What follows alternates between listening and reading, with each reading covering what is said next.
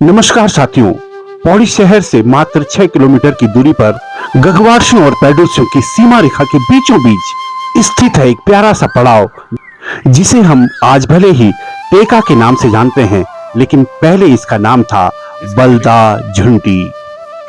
यहाँ पर सैकड़ों वर्षों से एक दुकान हुआ करती थी, जो आने जाने वाले पैदल यात्रियों का, सुदूर क्षेत्र से सामान ढोने वाले घोड़ों का एक विश्राम स्थल हुआ करता था। इस जगह को हम पौराणिक समय का मिलन केंद्र भी कह सकते हैं। जगह जगह से लोग आते, तरह तरह के लोग आते और फिर होती थी यहाँ पर बैठकर तरह तरह की बातें। वही बातें गांव में जाकर किस्से कहानियों के रूप में प्रचलित हो जाती थी। इस जगह का एक किस्सा मेरी यादों में भी मौजूद है। कहते हैं कि एक बार रात को यहाँ पर एक बारात आई थी। ठंडियों का मौसम था, उन्हें बहुत जाड़ा लग रहा था, तो उन्होंने इस दुकान के मालिक का दरवाजा खटखटाया और चाय पीने के लिए यह चाय की मांग की। दुकानदार ने क्योंकि अर्धरात्रि होने की वजह से बहुत सारे बहाने बनाए, लेकिन बहुत ज्यादा अनुनय विनय के बाद उन्होंने एक केतली में चाय बना दी और वो केतली उसी बारात के किसी आदमी को थमा दी और कहा, मेरे पास इतनी ही चाय है, जितनी पी सकते हैं पी लीजिए।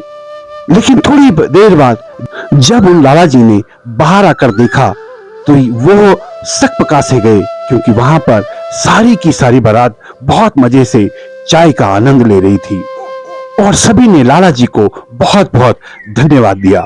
जिस व्यक्ति को लाला जी ने केतली पकड़ाई थी, उन्होंने लाला जी की जेब में हाथ डाला तो लाला जी को लगा कि उन्होंने शायद इस चाय का मूल्य दे दिया है। उसके बाद लाला जी सो गए। सुबह जब उनकी आंख खुली तो उन्हें हल्का सा याद आया कि कल रात को यहाँ पर एक बारात आई थी, लेकिन दिमाग पर थोड़ा सा जोर डालने के बाद उन्हें लगा कि ये तो बारात का सीजन ही नहीं है, इस समय तो शादी विवाह होते ही नहीं है, फिर बारात कहाँ से आई या किस गांव गई, कौन थे वो लोग। लाला जी को ने अपनी जेब टटोली, उसमें कुछ ऐसा था जो अजीब सा था।